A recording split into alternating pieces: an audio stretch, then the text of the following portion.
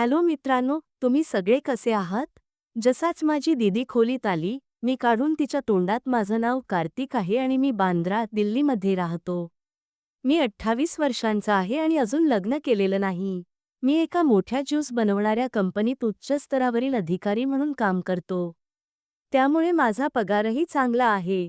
मी एकटाच राहतो, त्यामुळे घरकामं जसं की स्वयंपाक, झाडू, पोछा करणं माझ्यासाठी कठीण होऊन जातं. ऑफिसमधून परत आल्यावर एकटेपणामुळे मला खूप कंटाळा येतो आणि घराची साफसफाईही व्यवस्थित करू शकत नाही. ही समस्या सोडवण्यासाठी मी विचार केला की घरकामासाठी एक बाई ठेवणे योग्य ठरेल. मी आमच्या कॉलनीच्या सुरक्षारक्षकाला सांगितलं की तो माझ्यासाठी एक चांगली कामवाली शोधून द्यावी. दुसऱ्या दिवशी एक बाई माझ्या घरी आली. ती दिसायला खूप सुंदर आणि गोरीपान होती. तिची शरीरयष्टी खूप आकर्षक होती आणि तिची उंची सुमारे 5 फूट 3 इंच होती. असं वाटत होतं जसं ती कुठल्या तरी ऑफिसमध्ये काम करत असावी. त्या क्षणी माझ्या मनात तिच्याबद्दल कुठलाही गैरविचार नव्हता. मी तिच्याशी बोललो आणि तिला सांगितलं की सकाळचा नाश्ता, चहा, जेवण बनवणे आणि घराची साफसफाई करण्यासाठी मी तिला दर महिन्याला 10,000 रुपये देईन.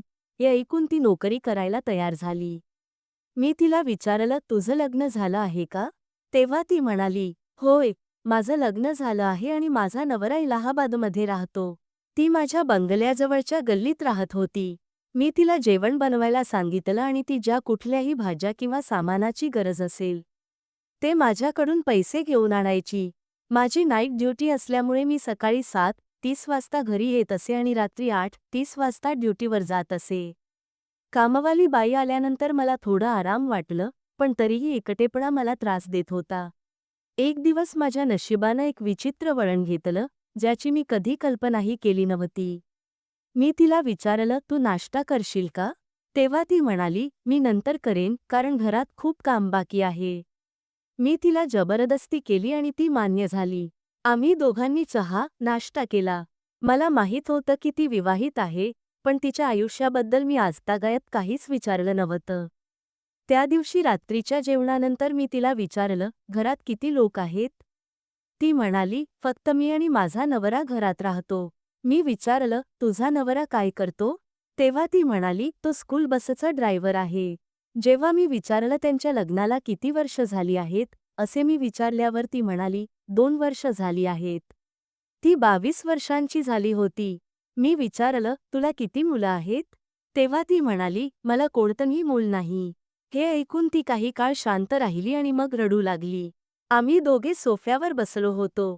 मी विचार केला, जर आजूबाजूला असलेल्या फ्लॅटमध्ये कोणी तिला रडताना ऐकलं, तर हे माझ्यासाठी योग्य होणार नाही. मला माहीत होतं की लोक माझ्याबद्दल काय विचार करतील.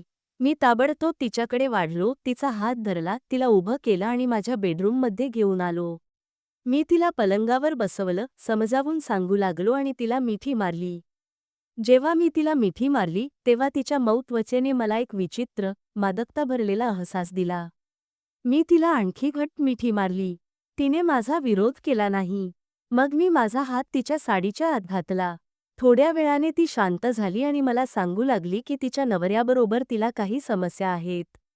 ती म्हणाली, माझा नवरा सकाळी लवकर घरून निघून जातो आणि जे पैसे कमावतो, ते दारू पिण्यात खर्च करतो. मी तिला धीर देण्याचा प्रयत्न केला आणि तिच्या समस्या समजून घेण्याचा प्रयत्न केला. ती म्हणाली, एके रात्री जेव्हा माझा नवरा घरी आला, तेव्हा त्याने जेवण खाल्लं आणि झोपून गेला.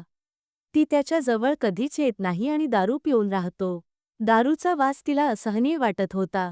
ती म्हणाली, मी कधीही असा पाऊल टाकला नव्हता, पण आता मला वाटतं की हे सर्व माझ्या नशिबात लिहिलेलं आहे. ती खूप रडत होती आणि आपल्या त्रासांबद्दल सांगत होती. हे पाहून मन अस्थिर झालं, कारण माझ्या आयुष्यातही कोणतीही मुलगी नव्हती आणि मलाही कोणाच्या साथाची गरज भासू लागली होती.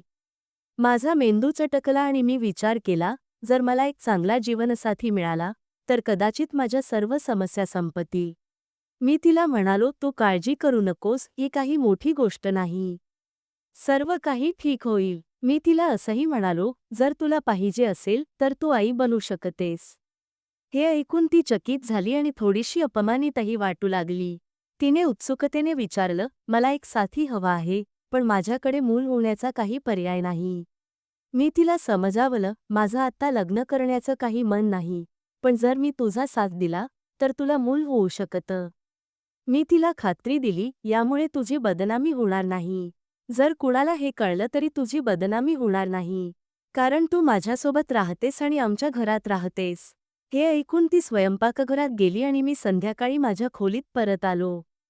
जेव्हा मी सकाळी उठलो, तेव्हा ती माझ्याकडे आली आणि म्हणाली, "तू जे सांगत होतास, ते होऊ शकतं."